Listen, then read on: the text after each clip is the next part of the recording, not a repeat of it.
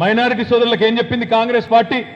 BRS BJP ఒకటే, బీజేపీకి B team BRS అని ఎన్నికలకు ముందు అడ్డగోలుగా రాహుల్ గాంధీ నుంచి మొదలు పెడితే రేవంత్ రెడ్డి దాకా మాట్లాడింది. మరి ఇవాళ ఏం జరుగుతున్నది దేశంలో?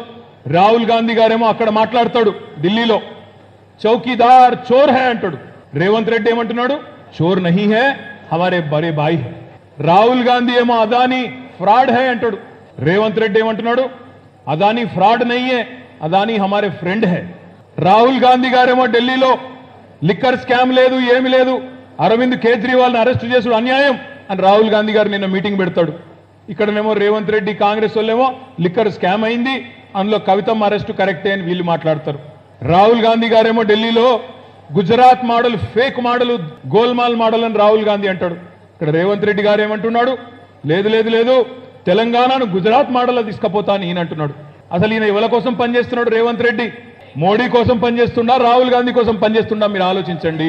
ఇక్కడ ఉండే మైనారిటీ సోదరులకు నేను విజ్ఞప్తి చేస్తా ఉన్నా, యాది పెట్టుకోండి, రాసి పెట్టుకోండి. ఒక్క ఓటు కాంగ్రెస్ కేసినా పోయేది బీజేపీకే.